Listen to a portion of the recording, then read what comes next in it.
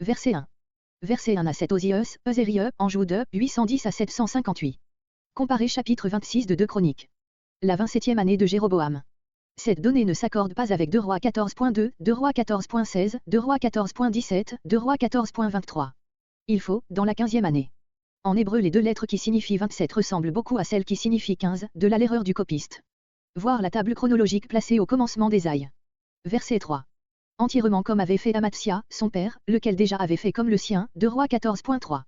Voilà, l'un après l'autre, 3 rois qui commencent relativement bien et finissent par tomber dans l'infidélité, pour Joeuse, voire 2 Chroniques 24.17-22, pour Amatsia 2 Chroniques 25.14-16, pour Eusérieux 2 Chroniques 26.16-21.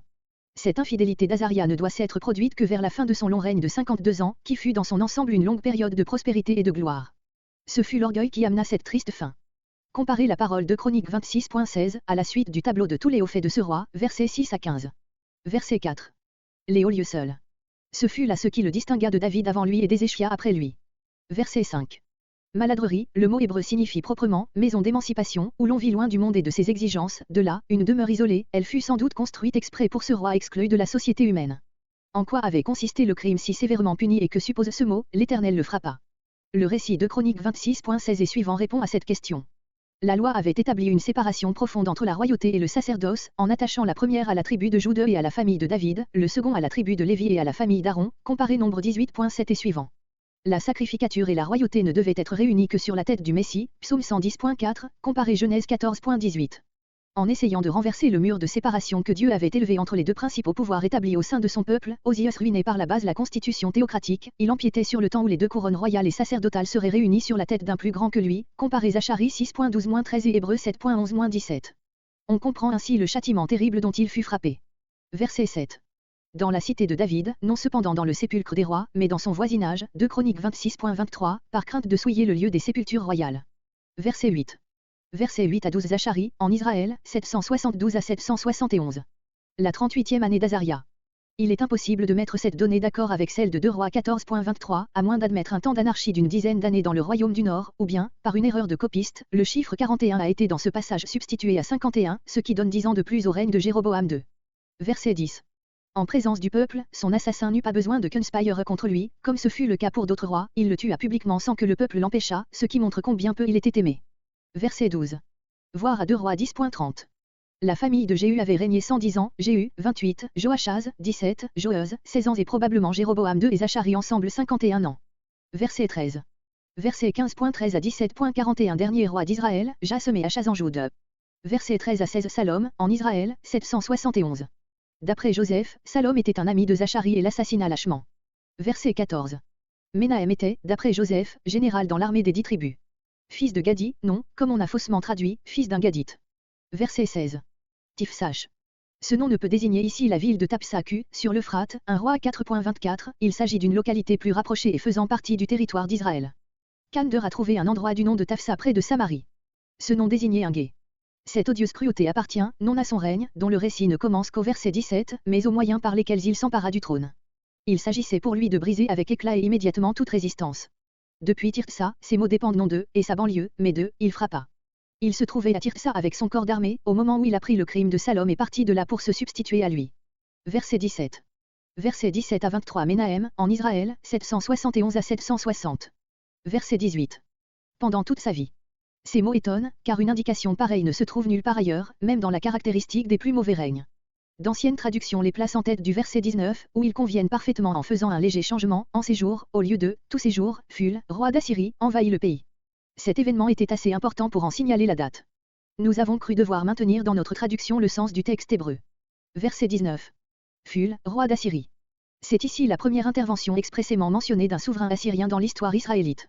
Nous avons vu que Jéhu avait déjà subi les coups d'un des prédécesseurs de ce terrible conquérant, Salmanasar II. Bien des raisons portent à identifier ce ful avec le Tiglath-Pilésé dont il est parlé versets 29 et 2 Rois 16.7-10, lors même que dans une chronique 5.26 ces deux noms figurent à côté l'un de l'autre comme ceux de deux rois différents. Le palais de ce roi a été retrouvé à Kalak, l'un des quartiers de l'immense Ninive. Les inscriptions assyriennes placent à Kalak la révolte par laquelle fut renversé le roi précédent. Phul était vraisemblablement un usurpateur, le nom de son père n'est jamais indiqué. Son nom assyrien était Pulu, arrivé au pouvoir, il paraît avoir conservé ce nom en sa qualité de roi de Babylone et avoir pris, à l'exemple d'un souverain plus ancien, celui de Tiglath-Pilésé en qualité de roi de Ninive. Ce nom, proprement tukulti Palé Essara, signifie « Mon secours est le fils d'Essara » ou Eudar, le dieu de la guerre et de la chasse chez les Assyriens. D'après les inscriptions retrouvées à Kalak, il commença par prendre Babylone, puis il se dirigea vers l'Occident et soumit les petits rois de Syrie et de Phénicie, Raïrum de Tyr, Redsin de Dama, etc. L'année suivante, ces rois, qui avaient payé le tribut l'année précédente, se soulevèrent. Cette fois, Uzziah de Juda était à la tête de la coalition, mais ils furent battus. Au nombre des rois définitivement assujettis au tribut, Phul, dans son inscription, mentionne Redsin de Syrie, Ménahem de Samarie, Raïrum de Tyr, Aniel de Hamath. Il est singulier qu'Azaria ou Ozias de Jérusalem ne soit pas nommé. On pourrait être tenté de le trouver dans les noms Urimi de Uzana, Ursalimi étant en assyrien le nom ordinaire de Jérusalem et Ozias ou Azérion n'étant pas très différent de Uzana. Il faudrait admettre seulement une inexactitude dans l'inscription qui aurait confondu le nom du roi avec celui de la capitale. Nous retrouverons Phul dans le cours de notre histoire, lorsqu'un peu plus tard Achaz l'appellera à son secours contre les rois d'Israël et de Syrie coalisés contre lui, Ésaïe 7.12. 1000 talents d'argent, environ 50 tonnes d'argent. Ce tribut énorme ne fut probablement payé à Phul qu'à un temps beaucoup plus avancé. D'après l'inscription que nous venons de citer, les rois voisins d'Israël avaient formé une confédération et refusé de payer le tribut auquel ils avaient été assujettis. Ménahem s'était probablement joint à eux et pour détourner la colère du roi après leur défaite, il lui paya cette somme. Verset 20. Tous les riches. C'est probablement ici le sens du mot hébreu qui désigne souvent les hommes vaillants. 50 cycles par homme, environ 650 grammes d'argent par tête. Ne s'arrêta pas alors. On peut traduire, là, mais il y a dans ce cas tautologie avec, dans le pays. Il faut plutôt traduire alors, comme c'est aussi possible. Ce mot annonce dans ce cas le retour futur de ce roi sous son autre nom de Tiglath-Pilésé. Verset 23. Versets 23 à 26 Pekashia, en Israël, 760 à 759. Verset 25. Son adjudant. Voir de Samuel 23.8, note. Le donjon, comme un roi 16.18, la partie la plus élevée du palais, la citadelle.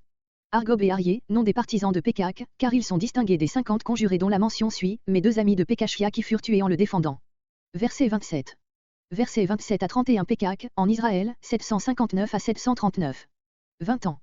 Cette donnée ne coïncidant pas avec la durée du règne de Jassum, verset 33, et le commencement du règne d'Osée, 2 Rois 17.1, il faut, si l'on ne veut pas supposer encore un interrègne d'une dizaine d'années, admettre que le copiste a écrit par erreur 20 au lieu de 30. Verset 29. Tiglath-Pilésé, roi d'Assyrie, 20. Cette même guerre, décrite ici du point de vue d'Israël, le sera du point de vue de Juda, 2 Rois 16.9 et suivant. Les forteresses du nord tombèrent les unes après les autres devant Tiglath-Pilésé, Achaz de Juda, menacé par Pekak et Redsin de Dama, avait appelé à son secours. Igijon, voir un roi 15.20, note. Abel Beth Maka, voir 2 Samuel 20.14. Janoach, inconnu. Kédès, Redse, voir Juge 4.2, Juge 4.6. Tout le territoire environnant fut conquis. Dans une inscription cunéiforme, Tiglath-Pilésé se vante d'avoir pris Galad et Abil, Abel Beth Maka, sur le pays d'Onri et d'en avoir déporté en Assyrie tous les principaux habitants. C'est ici la première déportation dont il soit parlé dans l'histoire du peuple de Dieu. Verset 30. La 20e année de Jassum. Mais Jassum n'a régné que 16 ans, verset 33, voire à 2 Rois 17.1. Verset 32.